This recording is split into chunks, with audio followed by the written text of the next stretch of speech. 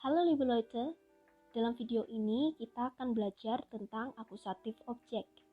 Dalam bahasa Jerman, setiap kata benda dalam sebuah kalimat akan dikenakan kasus. Beberapa di antaranya adalah kasus nominatif dan kasus akusatif. Dalam sebuah kalimat, kita dapat menyebut nominatif sebagai subjek dan akusatif sebagai objek. Jadi, suatu kata benda bisa bertindak sebagai subjek maupun objek. Lalu, bagaimana cara pembentukan akusatif objek? Salah satu penyebab terjadinya kasus akusatif adalah penggunaan kata kerja atau verben. Contohnya adalah sebagai berikut. Ein Bruder heißt Kevin, yang berarti seorang saudara laki-laki bernama Kevin. Ini adalah contoh kasus nominatif. Dalam hal ini, kata ein Bruder dikenakan kasus nominatif karena dalam kalimat ini ein Bruder bertindak sebagai subjek. Kemudian dalam kasus akusatif, kita menggunakan kata kerja yang memerlukan objek. Contohnya adalah berikut ini. Ich habe einen Bruder, atau saya memiliki seorang saudara laki-laki. Ich atau saya bertindak sebagai subjek, maka dari itu kata ich merupakan nominatif. Kata kerja yang digunakan adalah habe yang artinya memiliki atau mempunyai. Kata kerja habe akan selalu memerlukan objek. Tidak mungkin kita membuat kalimat yang hanya terdiri dari subjek dan predikat dengan kata kerja habe, karena hanya akan membentuk kalimat saya memiliki. Maka dari itu, untuk membentuk kalimat yang sempurna, kita memerlukan objek, yaitu einen Bruder. Sehingga kalimatnya menjadi lengkap, yaitu ich habe einen Bruder. Berbeda dengan contoh kalimat yang pertama, dalam kalimat yang kedua ini, einen Bruder bertindak sebagai objek, maka disebut akusatif objek. Nah, ini adalah beberapa contoh verben mit akusatif atau kata kerja yang memerlukan objek akusatif. Contohnya adalah lieben, yang artinya mencintai. Untuk membentuk kalimat dengan kata kerja mencintai, kita memerlukan subjek dan juga objek akusatif. Saya mencintai kamu. Saya bertindak sebagai subjek atau nominatif, dan kamu bertindak sebagai objek atau akusatif. Dalam bahasa Jerman ada bestimmte Artikel dan unbestimmte Artikel.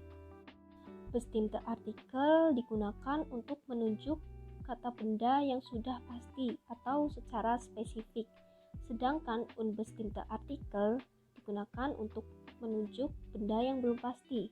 Misalnya dalam bahasa Inggris kita mengenal the dan a. Let's read the book dan let's read a book. Dalam bahasa Jerman, bestimmte Artikel berupa der, die, das. Sedangkan unbestimmte Artikel berupa ein, eine, ein. Nah, ini adalah bestimmte Artikel im akusatif.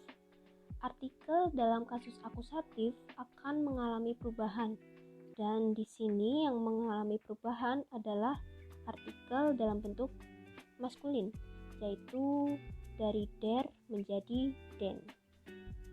Nah, ini adalah contoh penggunaan bestimmte Artikel dalam akusatif. Pada kasus nominatif, terdapat kalimat der Tisch ist schwarz. Der Tisch adalah nominatif yang diikuti kata kerja sein, yaitu ist, dan diberi pelengkap berupa adjektif atau kata sifat schwarz. Selanjutnya ada ich kaufe den Tisch yang merupakan kasus akusatif. Disebut kasus akusatif karena menggunakan kata kerja akusatif.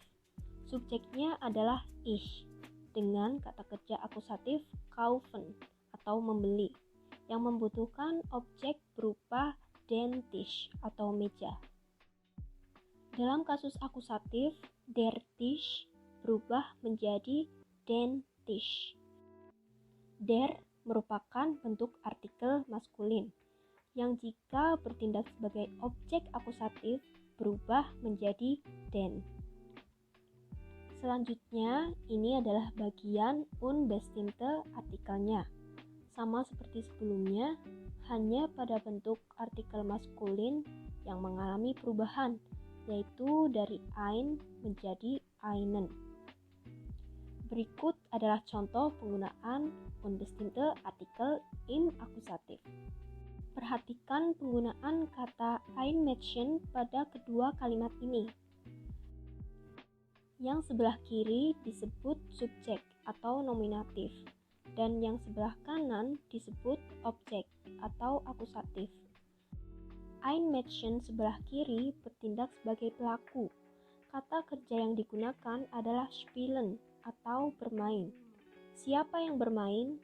Jawabannya adalah Einmädchen.